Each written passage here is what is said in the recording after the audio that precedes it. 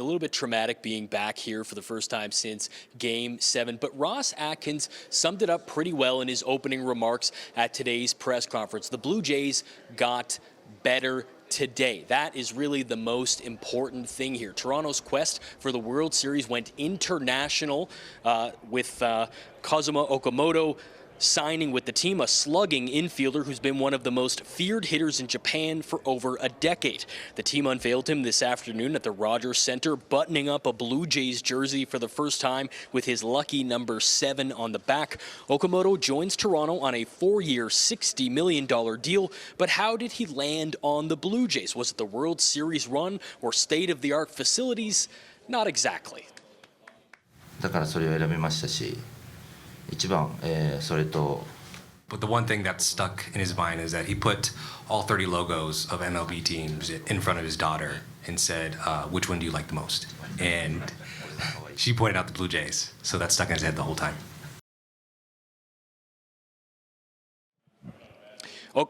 Okamoto belted 248 home runs in his pro career over in Japan, a country that has had baseball fever for decades. Japanese reporters tell me moving a superstar like Okamoto to Toronto could be huge for the Blue Jays brand.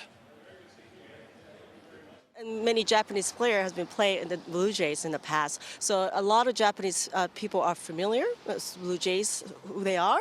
But signing Okamoto, he is one of the best players in Japan right now. And it'll be definitely big. Everybody's to keep eye on it.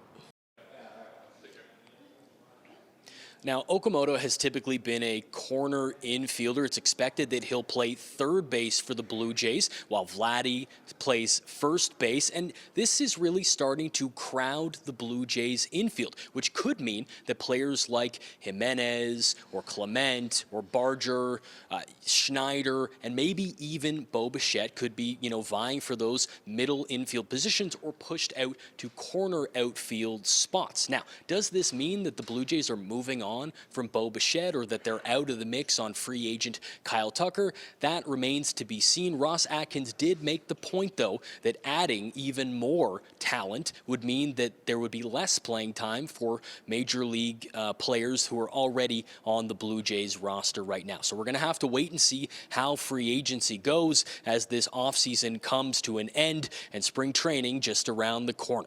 Cynthia, we'll send it back to you. Okay, now, Brandon, of course, everybody wants a repeat of last year, except with a happier ending.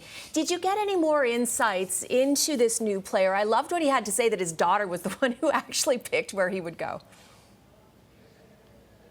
Yeah, I think the most interesting thing about Okamoto right now is that he's saying that he is open to playing anywhere, right? We talked a little bit about how that infield is starting to look crowded, but he has played some time in the outfield. He really seems open to being a utility man for this Blue Jays squad as they look to make a World Series run. And bringing in a player like that, a bat of that caliber who's willing to play anywhere in order to be in that lineup, that really gives the Jays the best chance possible at making another run.